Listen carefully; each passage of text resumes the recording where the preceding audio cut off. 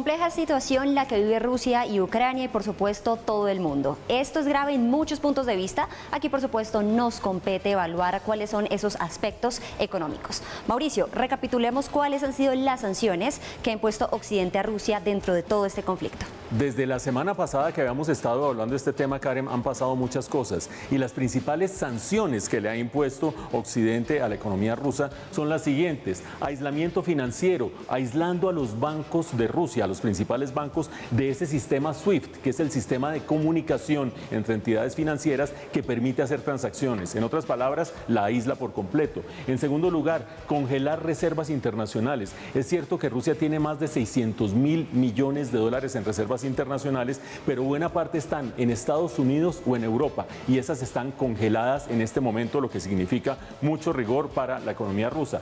Después, el cierre del espacio aéreo. Ayer nomás el presidente Joe Biden anunció en su discurso del Estado de la Unión que el espacio aéreo de Estados Unidos se cierra para Rusia, así como lo han hecho otras latitudes del mundo. Y finalmente, sanciones individuales a la gente cercana a Vladimir Putin, pero también a los oligarcas rusos que viven felices alrededor del mundo mientras en su país están haciendo esta clase de atrocidades, Karen. Vemos entonces que hay sanciones muy fuertes y claramente esto impacta a la economía rusa.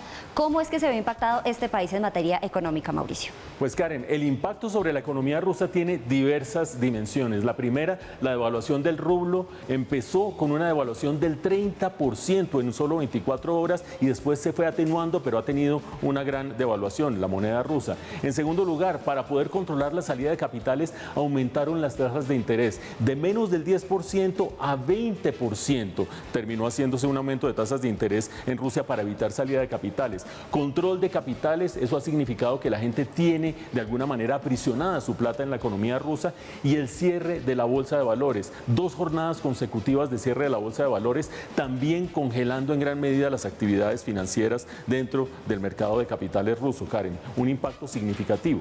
Claro que sí, y hay también un impacto económico en Colombia, Mauricio. ¿Cuál va a ser ese impacto en nuestro país por este conflicto que a simple vista pues no es tan evidente?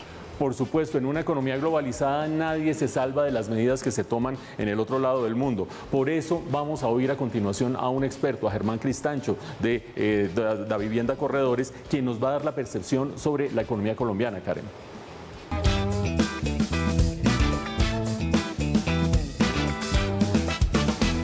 Pues Karen, en una economía globalizada como en la que estamos, nadie se salva de lo que pase al otro lado del mundo. Por eso, para evaluar las implicaciones en la economía colombiana, tenemos un experto. Es Germán Cristancho, él es el gerente de investigaciones y estrategia de Da Vivienda Corredores, Karen. Germán, muy buenas noches. Muchísimas gracias por compartir hoy con nosotros en Impacto Económico y queríamos preguntarle sobre justamente ese impacto del conflicto. ¿Cuál va a ser la implicación en Colombia en temas de inflación, pues justamente todo esto que está sucediendo entre Rusia y Ucrania? Muy buenas noches, Mauricio y Karen. Pues en términos generales, aunque Colombia no tiene un vínculo directo con Rusia y Ucrania en términos de cercanía o en términos de unos lazos comerciales supremamente fuertes, es decir, Colombia en términos de comercio con Rusia y Ucrania no tiene un porcentaje muy alto de sus flujos totales.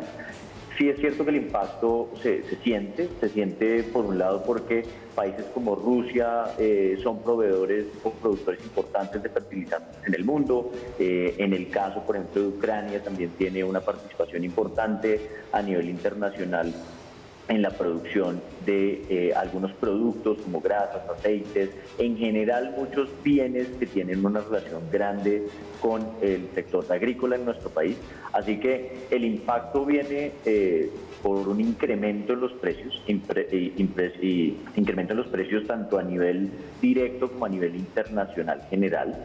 Y si bien este no es el único efecto, pues porque se aumentan también, y lo que estamos viendo es un aumento significativo en los precios de la energía, del petróleo significativamente, y esto podría llegar a ser de alguna forma una noticia positiva para Colombia en términos de exportaciones, en términos de ingresos para Ecopetrol y así sucesivamente.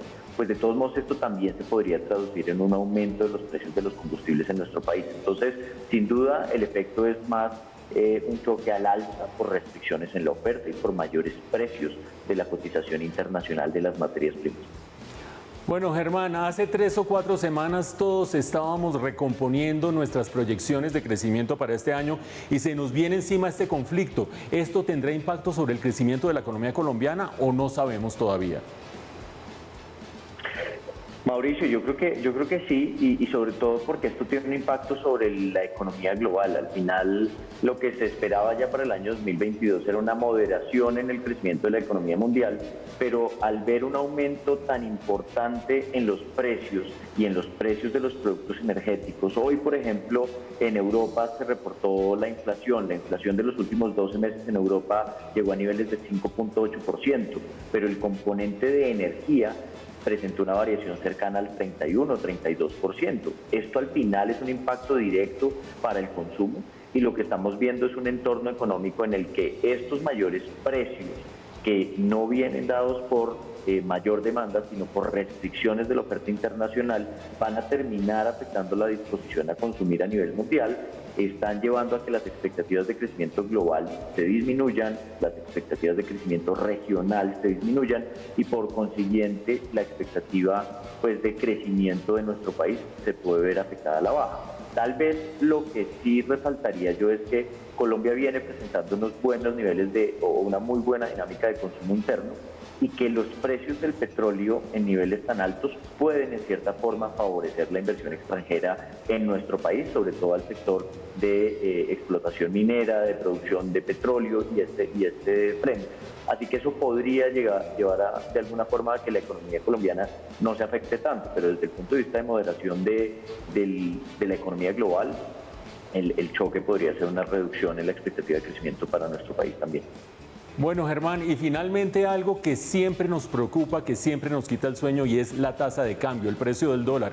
¿Es fácil anticipar qué impacto tendrá este conflicto sobre la tasa de cambio en Colombia? Pues aquí ha ocurrido algo bien particular y es que la tasa de cambio se ha ubicado incluso por debajo de los 3.900 pesos en un entorno de altísima volatilidad y altísimo riesgo. Y lo que tal vez sí un precio cercano a los 110, 113 dólares por barril en el Brent significa para Colombia es unos mayores ingresos externos. Tal vez Colombia no se ve beneficiada en términos de tasa de cambio significativamente por ese factor y es porque esto se está presentando en un contexto en el que la percepción de riesgo o el nivel de riesgo en el mundo es muy alto. Eso ha llevado a que la cautela y la incertidumbre de los inversionistas pues los lleve a tomar menos riesgos y pues en esto buscar activos mucho más seguros como un refugio en el dólar, como el oro o cosas por el estilo.